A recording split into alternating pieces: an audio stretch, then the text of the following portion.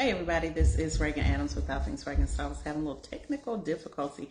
Something weird goes on with Facebook where you're talking but the mouth is not in sync with the other stuff. So anyway, I was supposed to come on here, supposed to come on here and talk to you earlier about this, but I got home late. So anyway, I wanted to talk to you guys about what happened to me today, but it is almost like a reoccurring theme with men. So let me just tell you what happened today, and then I'm gonna kind of scoot into the rest of it. So I went to work a little bit today, and I stopped to work on my own stuff. So one of the things that I love to do is try different restaurants, so I can go where there's like Wi-Fi or it's somewhat quiet, a space where I can work on my business stuff. So I actually ended up repeating a restaurant that I love. Oh my gosh, the kitchen is awesome. So went there and was sitting there waiting for my food. My food came, and I was sitting in a section which the restaurant is always packed, and it was packed today, but on the particular side that I sat on, it was just me and then a black guy working on the AC unit. And nobody else was sitting there, and I noticed that the section was blocked off, like on one of the sides. So I asked management when they kind of came around to give me my orange juice, I said, can I sit here? And they were like, yeah, that's fine. Go ahead, sit here. So I'm like, okay, bet. Sat there, and the guy was kind of yelling down to me because I was on the phone with one of my homegirls waiting on my food. And so he was like, yeah, this ain't just the black section. And so we TTing and ha-haing about that. And so he said, I'm going to be making a lot of noise because I'm going to be working on the unit. Whoop, whoop. So I'm just letting you know before you finish your phone call. So I'm like, bet, that's cool. I said, if it's too loud, I will get off of the phone. So he was like, okay, cool. So he ended up not making any noise. They brought my food. I was eating. I hung up the phone with my girl and just was eating. So when I finished, well, I was almost finished, he came around to me. So remember, it's just me and him sitting there. Well, I was sitting there. It was just me and him over there. And he said, can I ask you a question? And may I interrupt your food? You eating. And I was like, yeah, that's cool. What's up? He goes into, y'all listen to me. Before I tell you what happened, I don't know what it is about me. I'm going to be very honest. Since I was when I started taking notice, since I've been about 20, 21, I have noticed that I can meet complete strangers for the first time, like, period, and they will tell me their whole life story. I don't care who it is. It's weird. Like, I've never seen anything like it, right? It's like I have a sign on my forehead that just says, tell me everything. And I don't ask any questions, like not one. But they tell me everything about their life. And I remember this girl told me when I was in college, she said, and the crazy thing is I used to run my mouth a lot back in the day. She said, Reagan, you can be a potentially dangerous person because it's very easy for us to talk to you.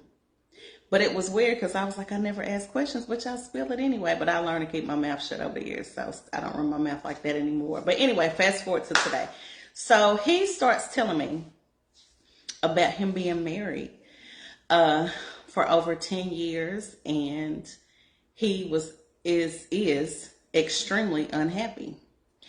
And just going, I don't want to tell everything, and I don't even know his name. That's the crazy thing. He never asked mine. I never asked his. Like, we never got that part of the information, but he confided in me about his whole life, his married life, and how he was just sad, and she didn't care about the relationship, and how she didn't care about his feelings, how she hangs out all the time. They got these kids. Like, it was crazy. And I was just sitting there thinking, like, I didn't ask for this. What I do know is, and I tell my homegirls, because I'm a coach at heart, I guess. Like, I don't really function in that capacity a lot of the time, but I'm a coach at heart, and apparently, like, he really needed somebody to talk to, and he just poured his heart out. And it made me sad because what God, and I'm going to step back into another part of the story, over the past couple of weeks, God has really been showing me where our men are very unhappy in their relationships, or just unhappy with dating or being married. And, a lot of the time we play the blame game of who's happy, who's making us happy, who's doing what wrong. And the communication is trash. A lot of us do not know how to communicate even going into the relationship, and not even communicating, but even understanding what that other person is saying. I know even within my group, because I actually posted about this in my Dating is Dead group. And if you have not joined it, please do. It's Dating is Dead, Who Killed It? It's for married and single people. Anybody in a relationship, out of a relationship, if you just need to talk about relationships, come on and join. But I had talked about this earlier, and it made me really, really sad listening to him, because you could tell he was at his wit's end. And he had to be to come talk to me and, don't even know me. And so I don't even think he was looking for answers from me. He just needed me to listen. And I know, because I've been married before, that there are two sides to every story. Really, three. His, mine, and the truth. Because we all have a perception of things that happen in our lives. And so just kind of going back, like I said, I have been listening to a lot of men and hearing a lot of men really speaking out on not being treated fairly. So it seems like women and men have the same plight, but we're missing each other when it comes to talking about how we can meet each other's needs. Now, yes, I've thoroughly believe that we need to come into the relationship as whole as possible. We should not rely on other people for our happiness. We need to come in with that. However, when we come into a relationship, I believe that it should be a reciprocated thing. So I'm going to this is how I run my relationship. Okay, when I was married, this is how I ran mine. Even though it's kind of hard to be like, this is what I did, but we're divorced. But some things did work in our marriage. I will take this component to my next marriage. So let me just say what I'm going to say. So I believe in reciprocation. So when I, concentrate on giving to him, if I have the right partner, he's going to give to me. So as I give to him and he gives to me, it's like this. We're reciprocating. So we're never going to miss anything. I shouldn't go into any relationship. I don't even do it with my friends to see what I can take. It's what can I give you? So when I give, you give back. So we're not missing anything, right? And I believe, as I've talked to several, like I had a very long conversation with one of my guy friends yesterday. We were on the phone for about 4 hours. And just when we talk about relationships all the time, we talk about different things. We were really on relationships yesterday. And he basically said that women do not care how men feel. And I've heard a lot of men say that. A lot of men. And as he got to breaking it down, he was saying that, it's always been like happy wife, happy life. It's always been, the woman is surprised, that the woman is held in a higher regard as the man. And we've all been taught that. I've heard it all my life. You know what I'm saying? And so, but is that really fair? Is that really fair to say the woman is held to a higher standard? Yes, I believe that the man is supposed to, maybe initiate or, whatever, and kind of do the chasing, but I don't know. I believe that we still need to have some core values, but there really needs to be a conversation of what men need. And I don't even think they feel safe enough to tell us what they need. Or if they don't feel safe, they don't know really how to express it to where we will understand without getting offended. A lot of the reason I say for the men that I have talked to, it's like they can't be honest with us. And I don't think that's fair. Like for me, I want to provide my man a safe space to speak to me about whatever it is. And what I've seen oftentimes is when we ask men a question and they answer as a man, they are in turn attacked for what they say. And it's almost like women are like, no, that's not how it is. That's not how it is. But we can't tell a man how to feel because we're not men. And we have to realize that we are two different people. A man is a man and a woman is a woman, right? All we can do is have that open dialogue and that understanding and that listening to be able to say, you know what? I hear what you are saying. And so how can I fix this? How can I help? So we can have a better understanding and take care of our men. Because I'm telling you, what I saw today broke my heart. It broke my heart. And it made me really realize that there is a breakdown in communication and understanding and love of our men. You know, one thing that that I learned early, like growing up, and I tell this story all the time. I am a giver. I don't know what's going on with my earring over here. I'm a giver by nature. So when I was even dating my husband, it's not like I bought him a lot of stuff, but I did small things to let him know I cared. You know what I'm saying? And as we grew and learned communication, things got better, but it was never always monetarily. So I knew I always wanted him to be comfortable around me and be my friend. And so I think we've really gotten away from that. We need women. I'm talking to us, and I know I'm going to step on some toes tonight. I know it. And some women are just like, you know what, Reagan, I do this for my man. I do this for my man. But do you really know how he feels? Have you taken time to ask him how his day is? Ask him, is there anything that you can do better? I don't think we do checks with our men like we should. And I know it's hard because, again, I've been married before. So I know you get into the monotony of the day. So we both have to work. If we have children, we have to take care of the children, the bills. We have those things. But we need to be so invested in our relationships that we're taking time to really find out what we need and try to meet those needs and prioritize one another, because we can do more together.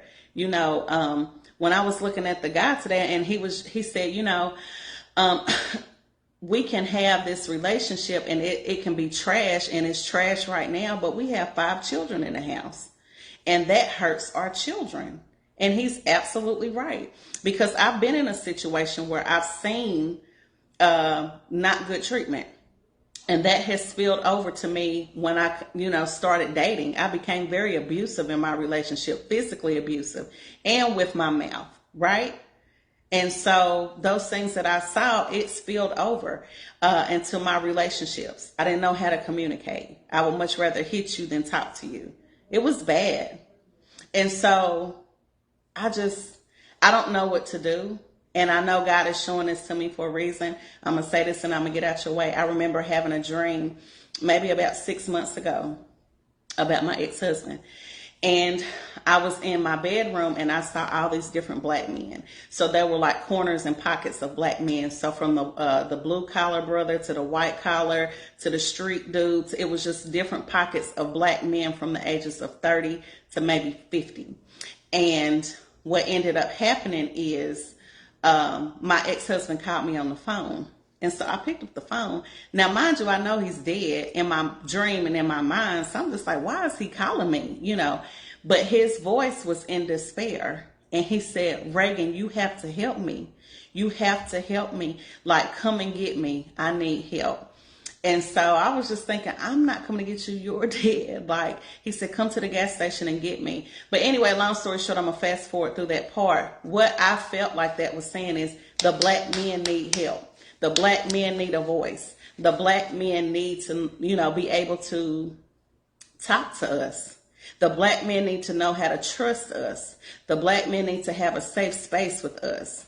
And I know we always say, well, we need to have it too. We need to have it too. But we're doing like this. Like, we can't keep saying, I need this. I need this. We need to have a listening ear, an open heart, and an understanding heart. And it's going to be hard for a lot, not a lot, but it's going to be hard for some people. You know what I'm saying? Because we can get frustrated with the lack of communication, because all of us don't know how to communicate effectively or communicate in a way that somebody else would understand, or our mate or potential mate. It's hard because we all grew up in different ways. We all grew up with different communication styles, and everybody is not the same.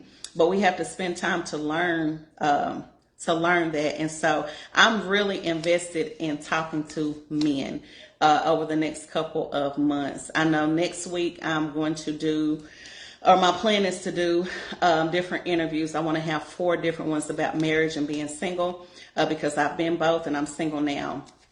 And just the things that I see. But I really want to create a safe space for Black men. I do, because today what I saw, my heart went out to him. It really, really did. And like I said, I know there's 2 sides to every story. But from what he did tell me about his wife, she has gone through a whole lot of trauma. And he was just saying, I want her to get some therapy. We need therapy. She won't go. Like, it was bad. And we need one another. I just want to say we need one another. And I don't know what I'm gonna do. Like, I'm definitely gonna be praying about it, but I know God is gonna give me an answer about trying to help with healing our Black brothers and our sisters in these relationships. That is the whole point of Dating Is Dead. Who Killed It? I love love. I love relationships. And I think we are better together. And even with being single, I still believe in love. And I believe that I'm going to find my mate, and whoever wants to be able to find their mate, they can. But it's, we're going to have to work at it. And, but anyway, I'm going to pop off here. But I just wanted to share my heart with that. It kind of broke me down a little bit today because my brother was at his wit's end, and he had to come and talk to a total stranger about his relationship with his wife. But like I said, over the past 2 weeks, I have been hearing a lot, and even before that, hearing about a lot of Black men who are in despair over relationships, and they have given up pretty much on having relationships with us. They want peace, and we are not giving it to them. And side note, I'm not saying all of us, so this is not a generalization, so don't everybody come for me. But a lot of the dating sites, a lot of the things that I have been seeing that are coming from women are very bad. I wouldn't want to date them. I mean, it's very toxic. It's not helping anything. It's yelling. It's not understanding. And I understand about being fed up. I understand about, having bad relationships, but everybody is not like that. And so we can't sit in that. All right. So anyway, I'm dedicated to whatever God is going to do concerning the Black man and helping us have better communication and understanding between one another, and knowing that it's safe to love one another. And we have to do better with showing our love, being vulnerable, because we have to be, because we're scared of one another. I'm just going to be honest. So just building up that trust to listen and understand and love one another. So anyway, you guys have a blessed night. This is Reagan Adams with All Things Reagan, and Reagan says, I think it, I see it, I do it. Good night.